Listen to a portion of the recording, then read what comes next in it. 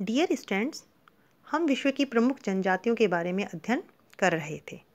उसी क्रम में आज हम मसाई जनजाति के बारे में अध्ययन करेंगे। मसाई जनजाति विश्व की प्रमुख जनजातियों में से एक है और यह अफ्रीका महाद्वीप के पूर्वी भाग में निवास करने वाली प्रमुख जनजाति है। यदि हम इसके निवास क्षेत्र की बात करें तो यह जनजाति मानचित्र में शेडेड एरिया से दिखाई गई है और यह अफ्रीका महाद्वीप के पूर्वी भाग में स्थित उष्णकटिबंधीय घास के क्षेत्र, जिन्हें सवाना के नाम से जाना जाता है, वहाँ निवास करते हैं। इनका निवास क्षेत्र अफ्रीका महाद्वीप के पूर्वी भाग में 1 डिग्री से 5 डिग्री दक्षिणी अक्षांशों के मध्य स्थित है। अफ्रीका महाद्वीप के पूर्वी भाग में स्थित कीनिया, उत्तरी तंजानिया और युगांडा के पूर्वी भाग में स्थित उच्च पठारी क्षेत्रों में मसाई लोगों का निवास क्षेत्र है। इनके निवास क्षेत्र का विस्तार लगभग 38,000 वर्ग किलोमीटर क्षेत्र में है, जो पूर्व पश्चिम में 550 किलोमीटर और उत्तर से दक्षिण में 800 किलोमीटर की लंबाई में विस्तृत है। इस क्षेत्र के पश्चिम में विक्टोरिया झील स्थित है तथा मध्य में उत्तर से लेकर दक्षिण तक अफ्रीका की महान भ्रंश घाटी स्थित है। यह संपूर्ण क्षेत्र घाटियों और पठारी उच्च भूमि से आवृत है। यहाँ पर इस जनजाति का निवास प्रमुख रूप से पाया जाता है। अब हम मसाई जनजाति के निवास क्षेत्र के भौगोलिक वातावरण के बारे में अध्ययन करेंगे। चूँकि इनका निवास क्षेत्र भूमध्य रेखीय उष्ण जलवायु क्षेत्र में स्थित है, लेकिन उच्च पठारी भागों पर स्थित होने के कारण यहाँ घाटियों और मैदानों की अपेक्षा जलवायु कुछ ठंडी होती है। यहाँ की जलवायु उपोष्ण प्रकार की है। दिन में तापमान अधिक और रात्रि में कम पाया जाता है। वार्षिक औसत तापमान 18 डिग्री से 30 डिग्री सेंटीग्रेड के बीच में पाया जाता है। वार्षिक वर्षा यहाँ 100 सेंटीमीटर तक होती है। इस वर्षा का अधिकांश भाग अप्रैल मई के महीनों में प्राप्त होता है। जून से सितंबर के माह यहाँ सूखे के होते हैं। वर्षा हिंद महासागर से आने वाली मानसूनी पवनों के द्वारा होती है। उपोष्ण जलवायु में सामान्य तापमान, सामान्य वर्षा के कारण यहाँ प्राकृतिक वनस्पति के रूप में केवल घास पाई जाती है, जिसे सवाना घास कहते हैं। यह घास 1 फुट लंबी और मोटी होती है। कहीं कहीं घास के जो चारागाह हैं, उनके बीच में बबूल के वृक्ष भी दूर दूर तक फैले हुए हैं। ये संपूर्ण क्षेत्र घाटियों और पठारी उच्च भूमि से आवृत है, यानी ऊबड़ खाबड़ है। अब हम बात करेंगे मसाई जनजाति के शारीरिक लक्षणों की।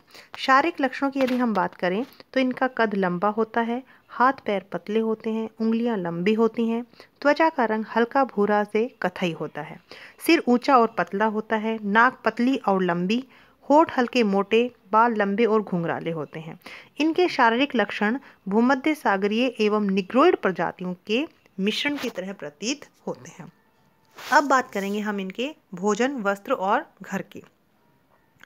भोजन के रूप में ये अपने पालतू जानवरों से प्राप्त दूध और मांस ग्रहण करते हैं। इनके भोजन में पशुओं के रक्त का भी प्रमुख स्थान होता है। ये पशुओं के रक्त का भी सेवन करते हैं। मांस की प्राप्ति इनको भेड़ बकरियों से होती है। इसके अलावा इस क्षेत्र में कुछ खाद्यान्न फसलें भी उपजाई जाती हैं, जैसे ज्वार, बाजरा और मक्का। स्त्रियां जंगलों से कंदमूल और केले एकत्रित करके लाती हैं। जंगलों से प्राप्त शहद को या तो ताज़ा या फिर शराब बनाकर पिया जाता है। शहद इनका प्रिय पेय पदार्थ है। इसके अलावा ये लोग अपने पड़ोसी घुमक्कड़ जनजातियों से पशु और चमड़े के बदले में खाद्यान्न और शाकाहारी भोजन की वस्तुएं भी प्राप्त कर लेते हैं। अब हम बात करेंगे उनके वस्त्रों की। मसाई लोगों के जो वस्त्र हैं वो विभिन्न जानवरों के शिकार से प्राप्त चमड़े से बने होते हैं। चमड़े को मक्खन और चर्बी लगाकर चिकना और मुलायम कर लिया जाता है। मसाई लोग चमड़े से बनी नोकदार टोपी और सिर पर लगाते हैं। अपने प्रिय उत्सवों पर स्त्रियां एवं योद्धा विशेष प्रकार के आभूषण भी पहनते हैं। जो मसाई जनजाति की लड़कियां हैं, जो कि आर्थिक दृष्टि से संपन्न हैं, वो हाथ, पैर और गर्दन में लोहे के तार से बने गोलाकार आकृति के कड़े भी पहनती हैं। पैरों में ये मोटी खाल से बनी चप्पलें भी पहनते हैं। अधिकांश लोग जो है चमड़े से बने वस्त्र धारण करते हैं। मसाई लोगों के वस्त्र पूर्णतः अपने पालतू जानवरों और जंगली जानवरों के शिकार से प्राप्त चमड़े के बने हुए होते हैं। अब हम बात करेंगे इनके घरों की। चूँकि इनका संपूर्ण जीवन पशुपालन पर निर्भर है और वह भी चलवासी पशुपालन है, अतः ये लोग चारागाहों की तलाश में एक स्थान से दूसरे स्थान पर अपने पालतू जानवरों के साथ में मौसमी स्थानांतरण करते हैं। इनके निवास स्थान स्थायी नहीं होते हैं और कई बार ये जहाँ भी चारागाह होते हैं वहाँ पर अपनी झोपड़ियाँ बना लेते हैं। एक साथ इनकी 40 से 50 झोपड़ियाँ परिवार के लोग जो है बना लेते हैं। मसाई परिवार की जो झोपड़ियाँ होती हैं उन्हें क्राल कहा जाता है। एक क्राल के अंदर 20 से लेकर 50 झोपड़ियों का समूह होता है। झोपड़ियाँ बनाने का काम जो है स्त्रियाँ करती हैं। पुरुष लोगों का काम पशुओं को चराना होता है। जो इनकी झोपड़ियाँ हैं उनको क्राल कहा जाता है और क्राल के चारों ओर जंगली जानवरों से सुरक्षा के लिए कांटेदार बाड़ भी लगाई जाती है और क्राल के मध्य भाग को खाली रखा जाता है जहां पालतू पशुओं को बांधा जाता है ताकि जंगली जानवरों से उनकी सुरक्षा हो सके। क्राल का निर्माण जो है वर्ताकार या गोलाकार किया जाता है। जहाँ पर भी इनको प्रचुर घास और जल स्रोत उपलब्ध होते हैं वहीं पर ये अपने क्राल का निर्माण कर लेते हैं। झोपड़ियों की दीवार जो है बांस, लकड़ी और मोटी घास से निर्मित की जाती है। मोटी घास से निर्मित छत के ऊपर ये गोबर और मिट्टी का लेप भी कर देते हैं। झोपड़ी के दरवाजे पर चमड़े से बना पर्दा लगा लेते हैं और प्रकाश के लिए केवल छोटे छोटे छिद्र रखे जाते हैं, वरना इनकी जो झोपड़ियाँ हैं वो अंधकारमय होती हैं। तो इस प्रकार इनके जो क्राल जो है इनके जीवन में एक महत्वपूर्ण संरचना है। अब हम बात करेंगे इनके सामाजिक संगठन की। मसाई जनजाति का जो सामाजिक संगठन है वो बहुत ही मजबूत है। इनमें सामाजिकता का गुण पाया जाता है।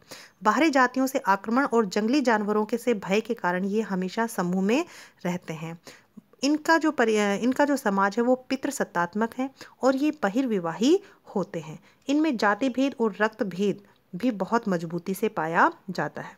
समान गोत्र या वंश में ये लोग विवाह नहीं करते हैं।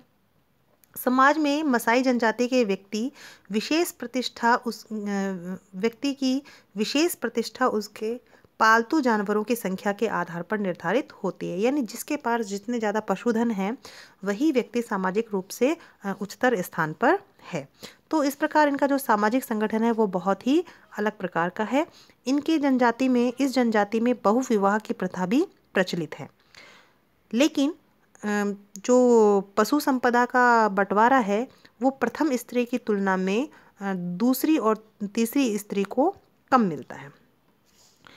इनमें जो है योद्धाओं का भी विशेष महत्व है। योद्धा युवकों का एक दल गठित किया जाता है। इनके विभिन्न नामों से जानते हैं, जैसे लुटेरा, सफ़ेद तलवार। ये लोग हमेशा अपने क्षेत्र और संपत्ति को बढ़ाने के लिए दूसरे क्षेत्रों पर आक्रमण करते हैं, अतः योद्धा इनके लिए अति महत्वपूर्ण होते हैं। तो इनमें योद्धाओं का स्थान जो है विशेष प्रकार से होता है। अब हम बात करेंगे मसाई जनजाति की आर्थिक क्रियाओं के बारे में। तो जैसा कि मैंने आपको बताया था कि यह जनजाति जो है पशुपालन आधारित जनजाति है। ये प्राचीन काल से ही पशुचारण का कार्य करते हैं। जिसके पास जितने अधिक पालतू पशु होते हैं वह उतना ही धनीवान माना जाता है। पशुओं को चराने का काम पुरुष लोग करते हैं। पुरुष और बच्चे सूर्योदय के पश्चात पशुओं को चराने के लिए लेके जाते हैं और सूर्यास्त होने के बाद वापस अपनी झोपड़ियों में आ जाते हैं। स्त्रियां केवल सुबह शाम जानवरों का दूध निकालने का कार्य करती हैं और इसके अलावा उनका मुख्य कार्य अपने झोपड़ी का निर्माण करना होता है। वस्त्र और भोजन बनाने का काम करती हैं। इनके जो प्रमुख पालतू पशु हैं उनमें गाय, भैंस, बैल, भेड़, बकरी अधिक हैं। बोझा ढोने के लिए ये गधे का भी प्रयोग करते हैं। जानवरों से रक्षा करने के लिए मसाई जनजाति के लोग कुत्ते भी पालते हैं। पशुओं से इनको दूध, मांस, चमड़ा आदि प्राप्त होते हैं। इनका संपूर्ण जीवन केवल और केवल पशुचारण पर ही निर्भर होता है। ये लोग जो है कच्चे दूध को पीना ही अधिक पसंद करते हैं, लेकिन जो बीमार लोग होते हैं उनको दूध उबाल कर दिया जाता है। ये लोग गाय को बहुत ही पवित्र मानते हैं और उसका वध नहीं करते हैं। ये अब ऊँटों का भी प्रयोग करते हैं। ऊँटों को सवारी और बोझा ढोने के रूप में काम में लिया जाता है। ये भेड़ों को मांस, रक्त और ऊन प्राप्ति के लिए पालते हैं। तो इस प्रकार इनका संपूर्ण जीवन जो है चारागाहों के तलाश में और पशुचारण में ही व्यतीत होता है। यदि हम आधुनिकता के प्रभाव की बात करें तो मसाई जनजाति पर आधुनिकता का प्रभाव बहुत कम देखने को मिलता है। इनमें शिक्षा की कमी है और बाहरी विश्व के लोगों से संपर्क नहीं होने के कारण ये बहुत ही अंधविश्वासी हैं। आज भी इनमें एक धार्मिक नेता होता है जिसे लेबोन के नाम से जाना जाता है और उसे ये सम्मान देते हैं, उसकी भविष्यवाणी को सत्य मानते हैं और उससे डरते भी हैं। तो ये अभी भी जो है बाहरी जातियों के संपर्क में नहीं आए हैं और आज भी ये अपने परंपरागत जीवन शैली को अपनाए हुए हैं। तो स्टूडेंट्स, नेक्स्ट क्लास में हम अरब की बद्दू जनजाति के बारे में अध्ययन करेंगे। Thank you.